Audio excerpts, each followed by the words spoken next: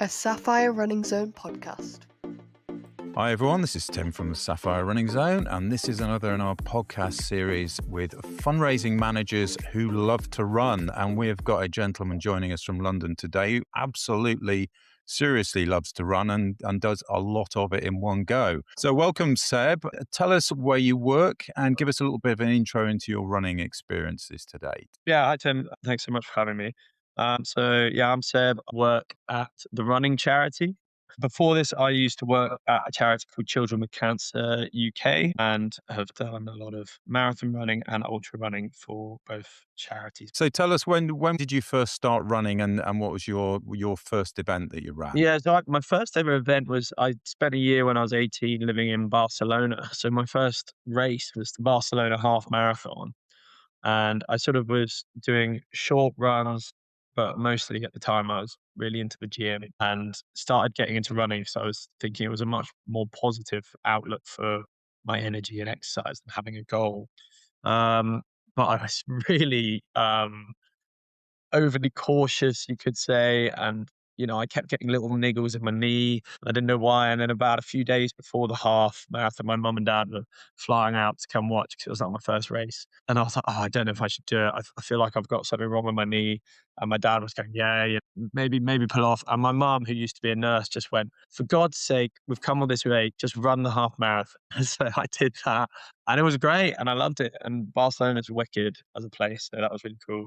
Following that, I went to uni, first marathon I did was this one in Taunton, just because I didn't have much money and that had a cheap entry fee. So I did Taunton raising money for Young Lives versus Cancer. Although that one was quite a funny race because it's basically a half marathon where they have 2,000 people running a half marathon and then they let a few do a second lap, basically, but there's not that many people doing the second lap. So that was interesting. But then following that, got into London in 2022 and did London. Ran that to try and run a quick time. Enjoyed it, but also realized I didn't really enjoy trying to do speed training. I just enjoyed going out and doing long runs. So after that, got into ultra running. And that's where the fundraising really kind of took off after that. All right, we'll explore the ultras in a bit more detail in a second. But it's interesting doing rural marathons, isn't it? There really are in this country, particularly. I mean, it is the case globally, but in this country particularly, there's marathons and marathons, aren't there? And Yeah. doing something like London versus doing something like Taunton, I've done quite Yeah. a few rural ones where you might start in the town where there's a few people watching, and then you basically just head out into the sticks on a training run. That's what it feels like. And it is really hard because you haven't got that crowd support. So I think, for someone doing their first ever marathon, that must have been a bit of a shock to the system, wasn't it? Yeah, it was quite funny because I was thinking like, you hear about things like London, and that's what you picture every marathon is going to be like. And I did the Barcelona half, which was very, big crowds and popular. And so I went to Taunton, did the first lap, and they'd closed off the roads, good crowds and whatever. Second lap, because there was only probably about 10% of the original pack doing the full marathon, the roads were back open and you were just going along the pavement. And then I felt like I went from running in, a crowd where you're kind of bustling around with loads of people to then just there's one bloke miles off in front of me, one a bit behind, and you're like, "What? What happened to the vibes?" But I still think it's quite a good first experience because you still feel the nervous kind of energy. But compared to when I was stepping on the line for London, that's a very different feeling. And for me, I felt in a much better place going into something like London because at least I knew I could do a marathon. Whereas if I know people who when they first step up and it's London and it's very intense and high energy, high octane. That I think makes it a bit scary if you've not kind of completed one before. Your London was a fast time then. Tell us how that went and what you did in your training to get to a fast time. Yeah, so London for me, I ran a 3:20, which I was pretty happy with because I just wanted to go under 3.5 because I'm not built for speed as a person. So I spent a lot of time just really putting in miles and doing certain tempo runs. And I was still learning about how to train properly, much like a lot of people when I ran my first marathon. I just went on long runs once every few days, but I didn't actually do the kind of proper training block stuff. So for London, I tried to do all the training block stuff, got into nutrition and hydration and understand that sort of side of things. And on the actual race, I fired out the blocks. And I say this to people all the time when they're worried about timings and stuff.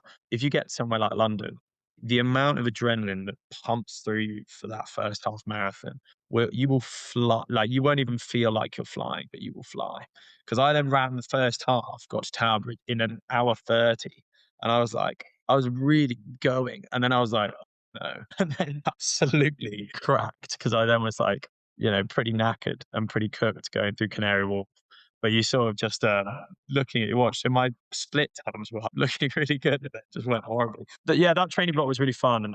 And the thing I'd say to people a lot is don't worry too much about the training plan and what it says, because I think a big thing for people when they're trying to convert people to long-term runners rather than just a one marathon is it's really fun.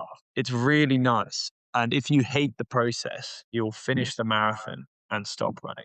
So I say to people like, look, if you really want to push a good time, then fair enough, do the whole structured thing. But if you I hated tempo things. I loved hill sprints and I loved long runs, but I hated tempo workouts. So don't worry about it. Like, it's not the end of the world if you miss a few of those in your training program, because I personally think it's much more important that you come away from the marathon process with a positive feeling about how it was and that you enjoyed going out and doing running. And if you do miss a few sessions, you're not gonna ruin anything. You can pick it up. It's all gonna be fine. That's the thing I try and encourage people to do, is that running is not this kind of gauntlet style thing that you probably all felt like it was at school. It's actually like a really cool process. You've just got to find the aspect of it which you like. Yeah, I completely agree. I think too many people are put off because they follow their training plans so rigidly and they run when they're ill and they don't give Yeah. themselves enough time to recover, but they say, oh, I have to because this is what my plan says. So the plan is a guide, obviously, and it includes these 4 principles of training. And as long as you follow those, that's absolutely all you need to do. If you miss sessions, that's absolutely fine. Far better to miss sessions and do sessions when you're not well, when you're Yeah. slightly injured. And Yeah. it's understanding whether you've got a niggle or an injury. It's all this kind of stuff. You can basically fall out of love with it fairly quickly if you don't cut yourself a bit of slack now and again. You talked about ultras, so tell us how the transition into ultras work. It's quite an interesting one because a lot of people get scared with ultras because they think if it's a 50-mile run, they have to do a 40-mile long run, that kind of stuff. But it Yeah. doesn't quite work like that, does it? The thing that's the biggest learning curve, I think, for people when it's transitioning to ultras is that you don't run ultras the way you run marathons. You run a marathon and you start running at the start line and you stop running at the finish line, and you maybe stop to have a drink of water. Ultras is a much more, and this is why I find it much more interesting and enjoyable. It's a much more long-term process of attrition and keeping your body in its best state as possible. So the sign of a person who's left it all out on the marathon pitch is they've got to the end, they fall to their knees and they're like, I'm spent. I'm completely spent. Whereas the feeling I always have with training for ultra stuff is you want to kind of be getting to the end of your run feeling still as close to you did at the start as possible. So that involves running, stopping, walking, eating, drinking, doing everything that you need to do to then kind of get through the process whilst also maintaining your, and I found that really fun and that side of things really exciting. I mean, the first time I properly learned about electrolytes and water and proper hydration and salt levels, I felt like I'd unlocked a superpower, because I was like, wow, just doing this properly makes you feel amazing. So I sort of did, in lockdown, 50 kilometers just running laps of a field outside my house, and sort of did that as a bit of a fundraiser and just really enjoyed the process of pushing past the marathon. It's quite a cool and interesting feeling when the way I describe to myself is I would be running. Whenever I go to a new length, I go, right, I'm into unknown territory now. And I really like that, of kind of feeling like I'm at a distance that, is novel to my body. So I then started doing these longer runs and trying to think of races. And that led me up to a point where I was like, right, I want to try and run 7 marathons in 7 days. So no ultra distance, but see how well I can back to back it. That was really, really fun because kind of putting your body through the test every day and also getting into the different kind of mindset of long-term endurance is I encourage anyone to try it. I think it's interesting. Did you do that solo then, or did you have people with you? Yeah, so I did that solo. I just took, I was working at Children with Cancer at the time, and I was working the sports fundraising team, and I'd run, some marathons and stuff, but I thought, I really want to practice what I preach and go and do a bigger fundraiser. Um, Packed my bag, took 7 days leave, where my friends drove me out to Southend-on-Sea. That's where we started it, there's the pier. And then I just set off, ran a marathon, got the train, living in Peckham at the time, so then got the train home. Next morning, got the train back out, ran along, did that for a few days. I was sort of trying to go coast to coast. And then after I got to about halfway, I then stayed at a hotel and just had a backpack of clothes, and then did that twice. And then I had a friend staying in Bristol, so stayed with them on the last day. And that was wicked. That was probably one of my favorite things I've ever done, just because it was so unnecessary, but really I was fundraising for the charity and just trying to sort of be like, you don't have to be doing London Marathon to do like a challenge. There are ways that you can just do something that you find fun for yourself, but also see it as an opportunity to talk about the charity that you care about and fundraise that way. So that was cool. Yeah, and you then followed that up with something even more dramatic. Yeah, so finishing that, I was like, man, I loved that process and thought that, running a marathon every day it took about 5 hours. Then the rest of the day, I'd be sort of sitting on my hands, just recovering. And I thought, actually, I was starting to run longer distances, like 100 kilometers and things like that, just on my own. And then at the charity Children with Cancer, and I was chatting to some people there, and I was like, I actually really think I could go knock off a big run somewhere. And me and my friend Chris grew up and always wanted to cycle the ring road of Iceland. It's a road called Route 1, and it literally just goes around the outskirts. And it's just a single track highway that connects the whole island together. And we'd always wanted to cycle it. And then we were looking up challenges and saw that the record for running that was 28 days. And the total length of the road is 1,300 kilometers. So I thought, right, if I can run 100 kilometers every day, I can half the record. So we put together some sponsors, and I, built a team together, which was just my 5 mates. Luckily, one who was a physio, and the rest, Chris was a cameraman. The others knew how to operate cameras so that we could film it. And yeah, we were like, let's go get this record. And that was really exciting. I mean, in the process of training for it, that's where I had to slightly alter what I was doing and get a lot of strength work in, because, trying to run 100 kilometers every day, your muscles deteriorate pretty quick. In the process, we were going to go in June of 2024. In January, we were doing a run where I was running laps of Hyde Park, and at about 60 kilometers, boys were filming some videos. Chris said to me, "So are we definitely going in June?" And I was like, "Yeah, we're going to definitely go in June unless something happens with the weather or I get injured." And just as I'm saying that, I slip on the pavement, and you can hear in this video my foot crack, and I fractured my foot. So that was a shame. But that was all right. So we pushed the trip to September. I started running again in April, so I had about 3 months to train, and that just involved doing a hell of a lot of physio work and a lot of miles, about 200 kilometers a week, and then a lot of time in the gym. We managed to go in September. So in September we set off, and the goal of 100 kilometers a day for 13 days immediately became impossible, because if you've been to Iceland before, you realize it's so windy, and I'd been training in London where it's not that windy. So then on the first day, I ran 94 kilometers and went and just said to the guys, I was like, that was insane. And like, we had a camper van that we were sleeping in every night, and I was in a little tent. So it was pretty cold as well. But so I probably only slept about 4 or 5 hours a night on average for the whole week. Mainly because for the first few days, the boys accidentally were making me carb drinks that they didn't realize were also caffeinated. So I'd sort of have that in the evening, go to bed, and be like, I can't drop off. Anyway, but we averaged about 77 kilometers, and so it took 17 days all in all, which was epic and just so fun. I was severely injured by the end, but we had such a mentality of like, we're choosing to do this. I'm choosing to do this, and I was with my mates. My overarching feeling about the whole thing was just like, what a fun time.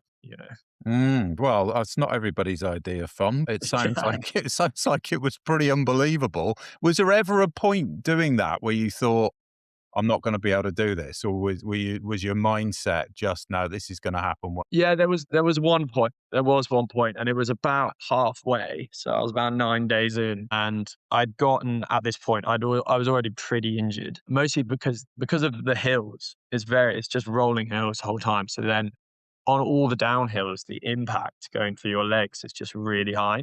So then I had pretty bad Achilles tendonitis, had problems in both of my hips were really tight. So every morning we had to both of my thighs were fully wrapped up in tape and stuff for the compression. But then the worst injury I got was this one called tenosynovitis, where the front of my shin, there's a tendon that connects your shin to your foot. And that had become so inflamed that I essentially couldn't pick up my foot properly.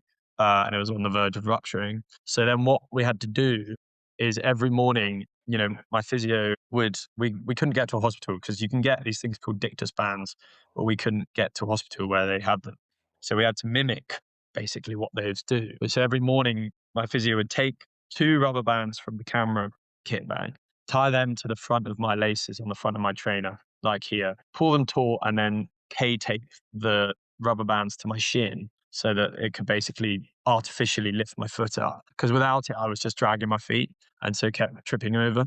So every morning we had to put that on. And I just sort of had this, very homemade bionic foot. And so that by halfway, I was already this injured. And everyone kept saying to me, you'll get to halfway and you'll feel amazing because you'll be on the way back. And I got to halfway and just broke down crying. So I was just like, I was like, I'm only half. It felt like rather than being, wow, I'm halfway, I felt like I'm only halfway. I think a big part of culture can make people think that the way to get through running is to be really like you're fighting it. And that works for some people and that's great.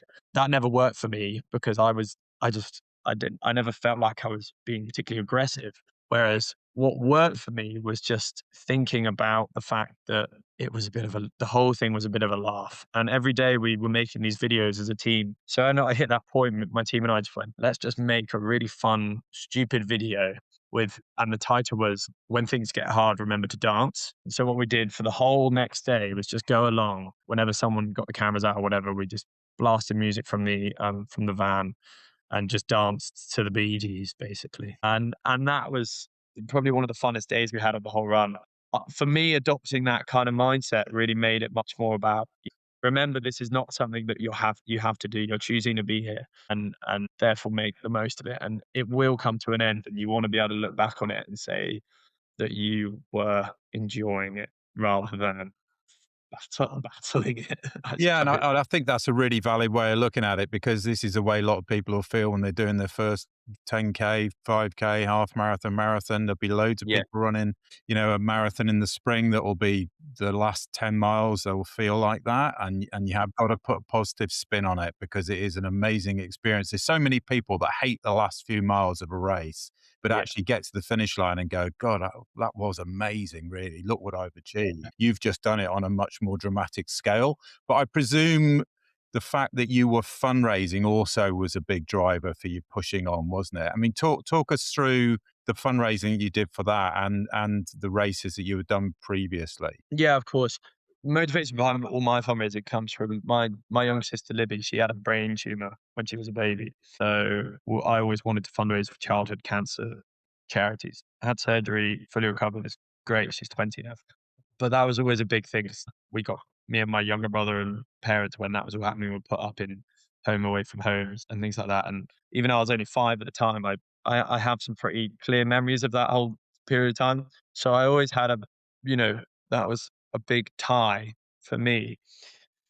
And I think that knowing that and having charities that I had run for, I ran London Marathon for Young Lives versus Cancer, then was doing this for children with cancer, really getting to know the kind of ins and outs of the charity and of both charities and where the money goes really kind of added a lot of power because every time we were in Iceland and making videos, we made a lot about different aspects of the work that was being done and exactly what we were asking people to donate to.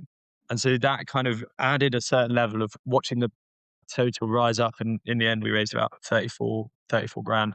which I was absolutely over the moon with. And as you're sort of talking about the work and then watching that tally rise and you're realizing people are donating to what you were talking about and something that matters to you, that was really cool. I really truly believe that everyone deep down, there is a charity that really connects with your bones. Like there is a charity out there that you will look into the work that they're doing and it will set fire into your belly because it will just connect with you in a way that other causes don't. So if you can find ways to run for that charity, then do, because you'll be so much more passionate and connected to when you're speaking about it and fundraising and asking people to donate. So that really worked for me. And then the other mantra we have a lot on the Iceland run was, one of the things about child cancer is that it's completely non-biased, and no matter who you are, what you've done in your life, you could suddenly wake up one day and you or your child has cancer, and that is horrific. And that kind of is the great leveler, because no matter what you have achieved financially or whatever, you are all the same. Everyone's the same when they find out that diagnosis, and it's terrifying. But every day you have no choice than to just get up, and no matter how rubbish the day was beforehand, you get up and you start again, and you have to go back to hospital or you have to go do another round of treatment. And so a big thing I always was thinking about was every morning, when I was on the run and wake up and everything would be sore and I'd be exhausted.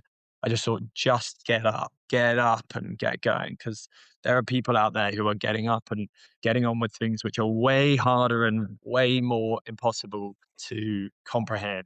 And if they can wake up every morning and just start, then I can start. And I think for people with training, one of the biggest barriers to doing anything is just like getting going. And every morning when I had to go up and run, you'd kind of not want to, but then once you're off, it's fine. So find what motivates you to get moving, to just begin doing that training run or begin fundraising, and it will flow a lot more easily afterwards. Yeah, for sure. So do you put a lot of your successes down? I mean, 34 grand's an unbelievable amount of money. Mm, That's superb. Well done on that. That's thank you.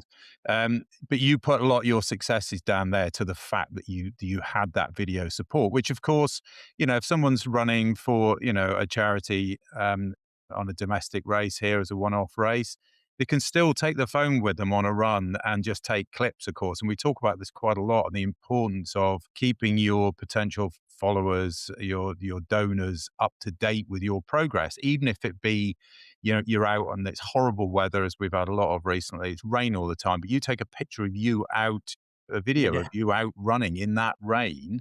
Yeah. It does drive donations, doesn't it? Yeah. 100%. I always say that when you go and watch something like London, obviously it's impressive when you see someone who didn't do much training and they've come into it and they have a horrible day and they really suffer through the process, and you think, wow, they're really putting in effort. But I have always said that the person who I would be much more inclined to donate more to is the person who you see and they're just smashing it, because behind that race is weeks of going out when they didn't want to and putting in proper preparation. And that's where it's like, actually, that is the sacrifice, which is a really cool thing to donate to, because that's not just one day of hell. It's 16 weeks of like real considered and thought out effort. And so being able to show people that you're going on that journey, and over time just being like, this isn't just me kind of doing something on a random day. This is me really trying to live a different life in the lead up. It makes a big difference. And along the way, being able to kind of talk about what you're raising money for, it really helps slowly build a story in people's minds. Like anytime I would go out for a little run, just reference something. Do a bit of investigation yourself. Some people know a charity in and out, but most people sort of know a bit about what a charity does. But see it as a really awesome opportunity to go and learn about, in my case, what are the childhood cancer diagnosis rates, and see the whole training process as also like a process of getting closer to a charity, because it will really embellish your whole experience. It really will. Don't see fundraising as I need to raise X amount to get a ticket in. See it as a really cool opportunity to become part of the charity family, because charities charities do their work, and that doesn't necessarily involve youth, but they exist because of things like fundraising, support, awareness raising, and that involves you. So running a marathon can just be a transactional process, or it can be an experience of like, I'm part of a charity here, and I'm working as part of a charity. The money's one thing, but bringing more people to the charity and raising awareness and talking about it is just as powerful. When you ran the London Marathon, did you take that same approach with the video clips then? Yeah, I did video clips. I was a student at the time, so I was, fundraising a student is a very interesting process because no one's got that much money. So I raised about $2,500. I think I did I remember I put on a pub quiz, which was really fun. And one of the things I always tell people when they're doing raffles or whatever is, if you just go out and are willing to ask, you can get prizes from places and restaurant tokens and people willing to donate stuff. Because if you're really, again, I come back to the same thing, and I keep banging this drum. If you're really passionate about what you're doing it for, and people can see that you're trying to, raise money for a cause that matters to you, they want to be involved. It's exciting to support someone doing something like that. So I got some dinners, which meant that I did this pub quiz that was really fun. And then also just all around town. I mean, the one positive that I had is that a lot of students also were like, at the time, not many students would run a marathon. So I was sort of that guy that everyone thought was a bit wacky. And then, just did a lot of training updates, nothing too major, nothing too evasive. Was really proud. Like, it sounds a bit silly, but was really proud of it. I think these days people can sometimes not big up what they're doing, and like running a marathon is an insanely wicked thing to do. No matter what time you're trying to post, or if it's your first or your 50th or whatever, it's such a hard challenge. And I think people should not feel weird or guilty or embarrassed about asking people to donate to them for that, because it's hard. It's really hard. And these days, I think that people need to afford themselves more credit when it comes to doing these sort of things and getting other people to support them in it. I mean, the post I put out that got the most traction was, I just asked everyone to donate a pint of my mates, and not an actual pint, but the price of, because people put money into so much stuff which is unnecessary these days. Student culture, the most obvious one is people just drink a lot. And I think when you kind of put things in those terms, in different ways where people recognize, oh, I can donate £10 today or whatever, and it goes to a really good thing, then that's really powerful. Yeah, that's a good idea. I've not heard that one before. That is a good idea. Thanks. So with all this running that you've done, what can possibly be next? Yeah, that's a good question. I've had quite a few ideas, and I have one idea which we are considering when to do. I want to, essentially, the goal is, I've finished Iceland and felt like I could have carried on running, and that, me and my physio felt like we were slightly hamstrung by the fact that with such severe weather and hills, I wasn't ever able to properly test like how far I could go if the conditions were more controlled. We're thinking about how we can basically see how far I can run in a month in total, and try and hit over 100 kilometers every day for a month at some point.